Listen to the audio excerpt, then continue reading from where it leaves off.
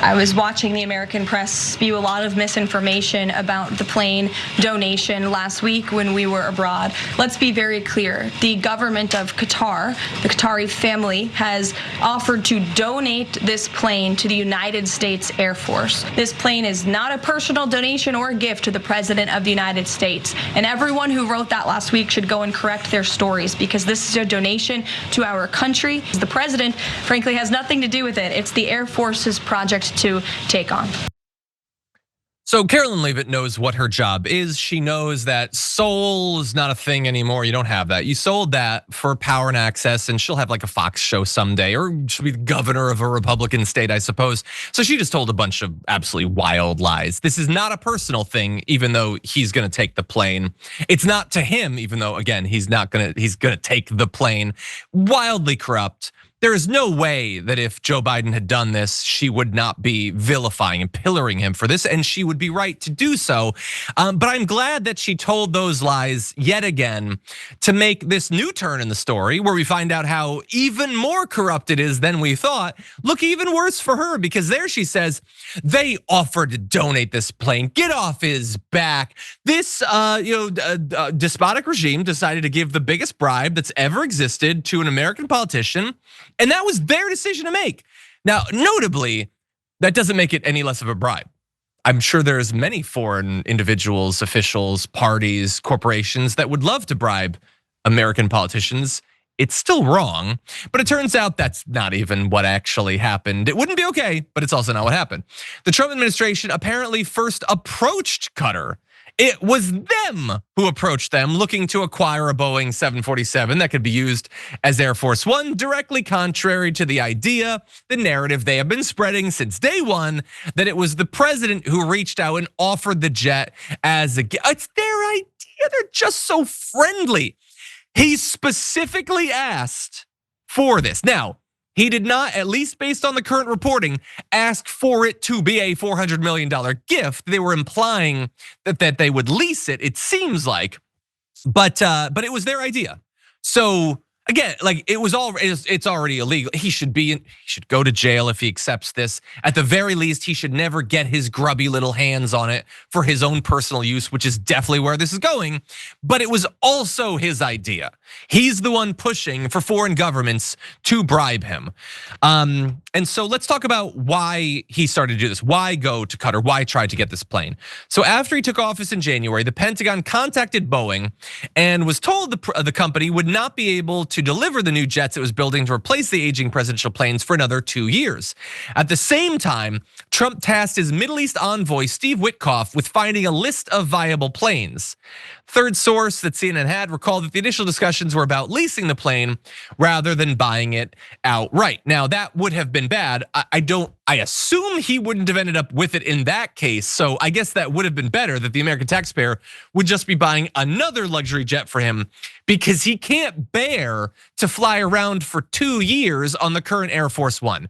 And so, as bad as all this is, illegal, corrupt, all that, I just want you to stop for a second to focus on the fact that this guy is so utterly elitist and so used to being on these fabulous private jets that he can't take it for 2 years.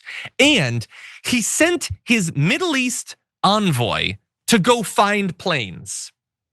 I want you to stop and think for a sec. Are there things happening in the Middle East that maybe our envoy should be focused on?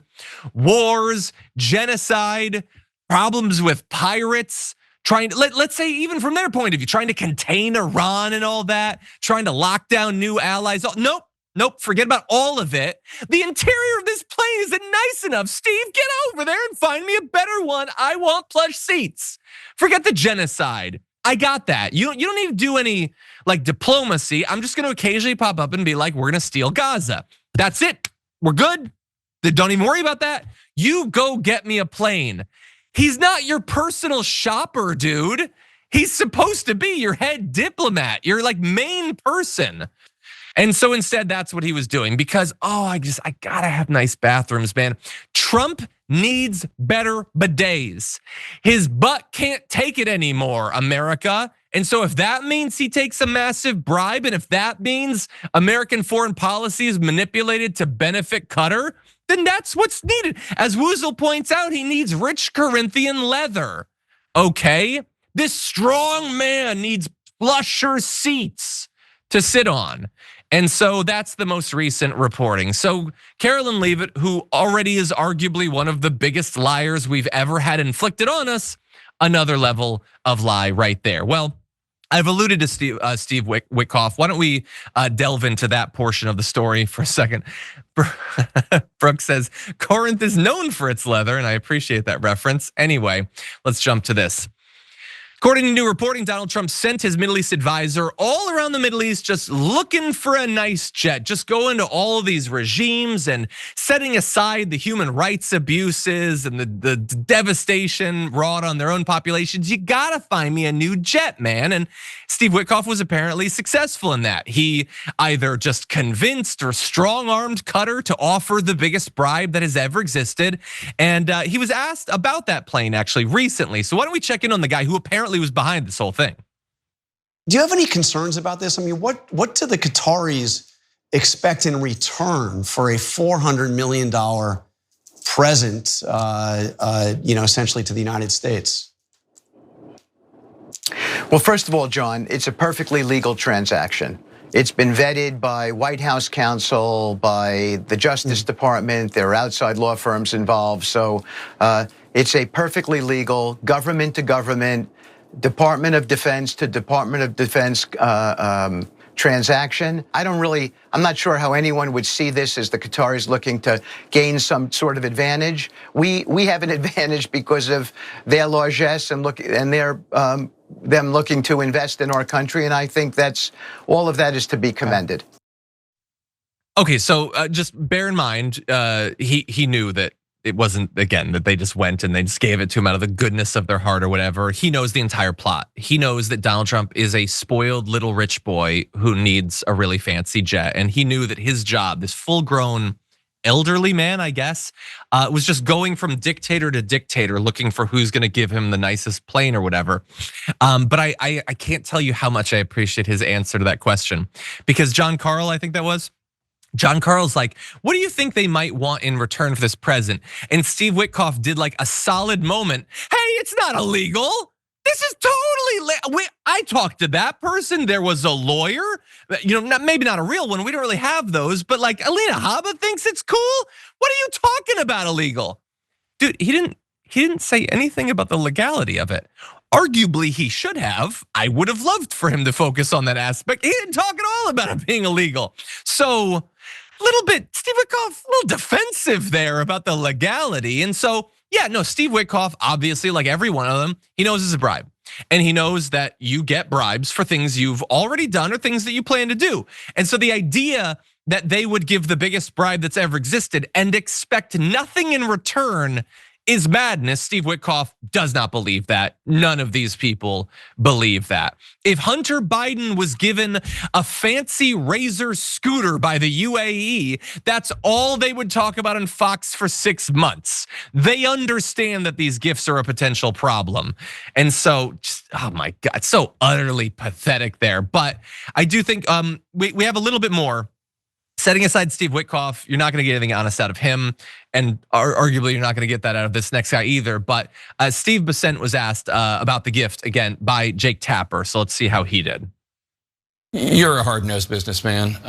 Even if Qatar isn't asking for anything in return now for the jet, I mean, that's a bill that could come due. Nobody in the Middle East gives things or anywhere in the world, just gives a $400 million jet just to be nice. Well, I don't know, Jake. The French gave us the Statue of Liberty. The British gave us the Resolute desk. I'm not sure they asked for anything in advance. Well, I will just say about the Statue of Liberty, I mean, that was authorized by Congress and it belongs to the American people. It doesn't belong to whoever was president at the time. Well, I think that this plane would be a gift to the American government. Yeah, do you think that? Do you think a gift? So when you get a gift, how long do you generally keep it? Because I've always thought it's like a forever thing, like it's mine. But like, is it a gift if it's like you can have it for 3 years? Not even really, because it's gonna take. They got to transfer it. They got to upgrade it.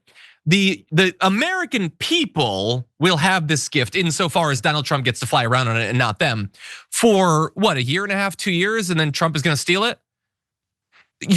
Bissent, I know that you're a hard-nosed businessman or whatever puffery Jake Tapper needs to do to make you comfortable with the fact that he's gonna push back against the most epic corruption we've ever experienced. He doesn't believe that. None of them believe that.